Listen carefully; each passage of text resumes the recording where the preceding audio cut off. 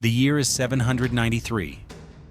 You wake to the sound of distant horns, low, guttural blasts that cut through the morning fog like the growl of a beast. At first, you think it's nothing, just fishermen calling to each other across the shore. But then you hear it, the rhythm of oars slamming into water, the splash, the roar, the thunder of wood-breaking waves. You stumble outside your small wooden hut, barefoot, shivering in the damp coastal air. On the horizon, long dark shapes slice through the mist. Longships, the dragon heads carved on their prows, leer toward your village, their painted eyes locked on you. And in that moment, you know one thing with absolute certainty: you're not going to survive this. Forget the TV shows. Forget the heroic duels, the slow-motion shield walls, the noble warrior deaths. A Viking raid wasn't cinematic. It was pure chaos. And if you were unlucky enough to be there, you'd be dead before you even realized what hit you. Modern shows want you to believe Viking raids were all about clashing swords and dramatic speeches under stormy skies. They weren't. A real raid was fast, brutal, and terrifyingly efficient. Think about it. Your idea of strength comes from maybe going to the gym a few times a week, lifting weights, doing cardio. Now compare that to a Viking farmer who spent his entire life swinging an axe into frozen wood, hauling nets of fish, dragging timber across icy fjords, and rowing for hours against the tide. By the time he was 15, his forearms were thicker than your thighs. And when he came for you, he wasn't looking for a fair fight. There were no rules, no codes of chivalry.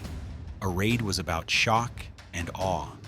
Burn the monastery, slaughter the defenders, take the women, steal the silver, and vanish before reinforcements arrived. In TV dramas, Vikings land on beaches, raise their banners, and charge in glorious formation. Reality check. They often arrived before sunrise, when you were still sleeping.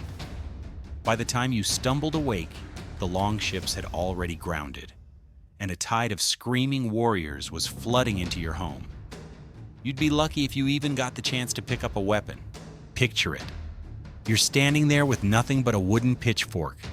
The nearest real weapon in your village is an old spear left from your grandfather's time. And even if you found it, you wouldn't know how to use it. The Vikings, on the other hand, they trained for this. Not like knights in full plate armor, but in the raw, terrifying skill of sudden violence. They carried round shields made of layered pine, reinforced with iron bosses that could smash your skull with one swing. Their axes weren't decorative. They were multi-purpose tools, sharpened daily, capable of splitting both firewood and rib cages with equal efficiency. And here's the part no one tells you. Viking weapons were deliberately crude. A knight's sword might look elegant, polished, and expensive. A Viking axe, cheap iron, wooden haft, sharpened to a brutal edge, disposable. They didn't need beauty, they needed something that could cut through a man in seconds. The first Viking to reach you would swing low, fast, and without hesitation. You wouldn't even have time to raise your pitchfork before your leg was split open. You'd collapse into the mud, screaming, as the second Viking ran past you, already focused on your neighbor's house. You were never the target. You were collateral. What really broke people during raids wasn't just the violence. It was the fire. You think of your home as safe, walls, a roof, protection. In a raid, your house was a death trap. Thatched roofs went up like dry tinder. One flaming torch tossed casually through your doorway. And suddenly the place you thought of as home became an oven of smoke and heat. Imagine trying to drag your family outside while choking on black smoke, your child screaming, the beams above you collapsing. Outside, the sound of axes splintering wood mixes with shrieks of neighbors being cut down in the street. That smell, the mix of burning hay, flesh, and pine tar from the Viking ships would haunt survivors for the rest of their lives. And yes, there were survivors. Because Vikings wanted slaves. Here's the part no one in TV dramas likes to dwell on. Death wasn't always the worst outcome. If you were young and strong, you might be taken, chained, beaten, shoved onto a long ship. The journey back across the North Sea would be hell: freezing spray, rotten food, disease spreading through cramped human cargo. Many captives didn't survive. And if you did, congratulations, you're now property, forced to toil on a Viking farm, rowing their ships, or worse, sold into the massive slave markets of Dublin, Hedeby, or even the Middle East. Forget the idea of being a noble warrior who dies with honor. For most, a raid meant humiliation, chains, and a life of suffering. That's the real Viking story. Let's be brutally honest, you wouldn't even slow them down.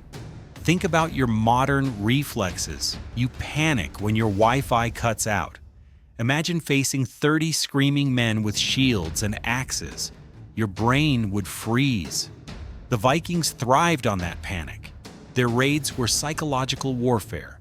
They chose targets carefully: isolated monasteries, undefended villages, poorly protected coasts. They knew fear spread faster than fire. Monks wrote about these attacks not just because of the bloodshed, but because of the sheer terror. A single raid could shatter an entire region's confidence, making kings pay tribute just to avoid becoming the next target. You, as an ordinary villager, would be nothing more than another nameless body fueling that legend. This isn't just imagination. Archaeology tells us everything. We've dug up Viking burial sites filled with hacked bones, skulls split by axes, ribs punctured by spears, skeletons showing signs of execution after capture. Charred ruins of monasteries like Lindisfarne still carry the scars of those first raids. Written records from monks describe the horror. The ravaging of heathen men miserably destroyed God's church on Lindisfarne with plunder and slaughter. Even Viking sagas, written centuries later, admit it. They glorify the speed, the fire, the chaos. To them, raids weren't dishonorable. They were survival, wealth, and glory. And that's the uncomfortable truth. You think you could run? That maybe if you slipped into the forest, you'd have a chance? Think again. The Viking longship wasn't just a boat, it was a weapon.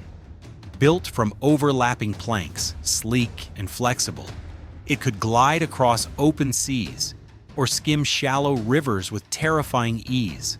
That meant no one was safe.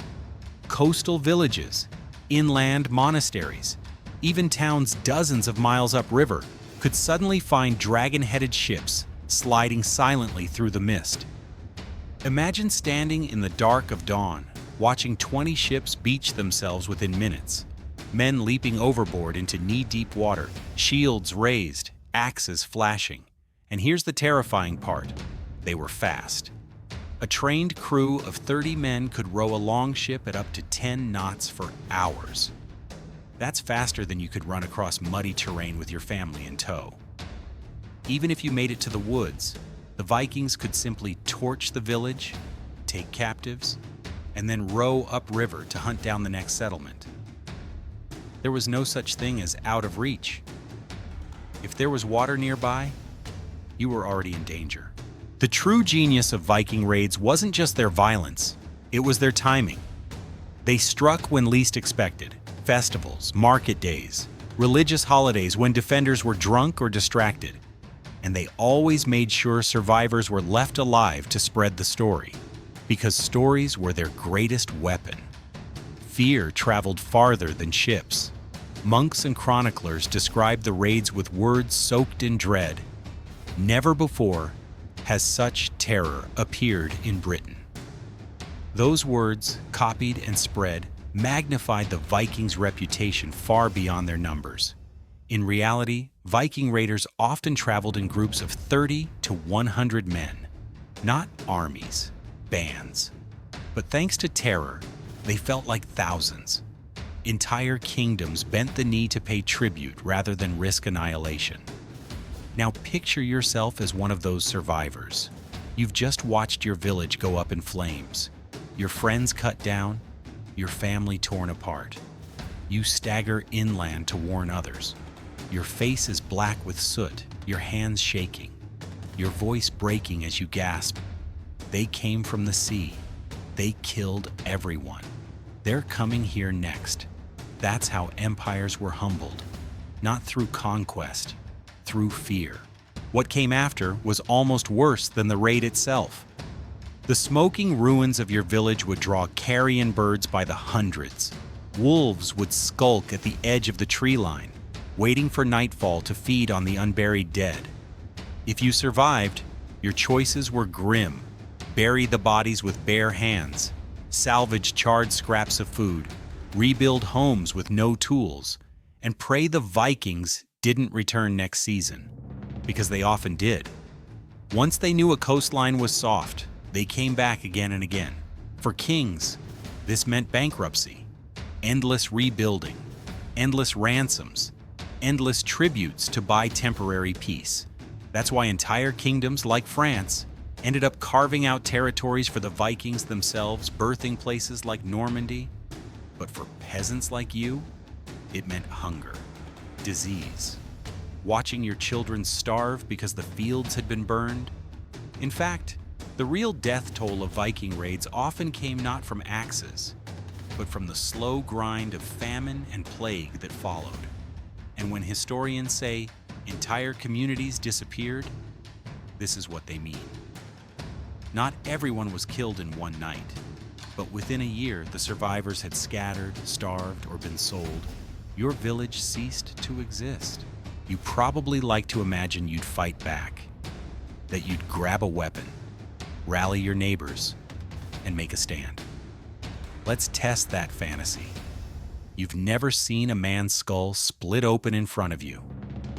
You've never heard the sound of iron hitting bone, the crack, the spray of blood. You've never smelled burning flesh while your children scream. Vikings grew up with this. Violence wasn't shocking to them, it was routine. Boys learned to wield weapons before they could read. They trained by wrestling in mud, breaking bones for fun, rowing until their hands bled. Death wasn't an abstract fear, it was a neighbor. You, on the other hand, you'd freeze. Your instincts have been softened by centuries of civilization. Comfort has dulled your edge. Your battle cry would come out as a squeak, drowned instantly by the roar of seasoned warriors charging at full speed. And here's the cold truth. Even if you somehow managed to stab one Viking, you'd be hacked apart by the other 20. You wouldn't die a hero. You'd die as a footnote. So no, you'd never survive a Viking raid. Not like the TV shows. There were no slow-motion duels, no witty one-liners, just speed, fire, steel, and screams. But buried in that horror is a lesson. The Vikings won not just because they were strong, but because they were prepared. They trained relentlessly. They built ships better than anyone else. They struck with precision, timing, and unity. That's why their legend survived. And that's why their enemies didn't. So the next time you romanticize the Viking Age, remember this. You wouldn't be Ragnar Lothbrok. You wouldn't be the hero. You'd be the villager in the mud, cut down before you even knew what was happening. And that's exactly how the Vikings wanted it.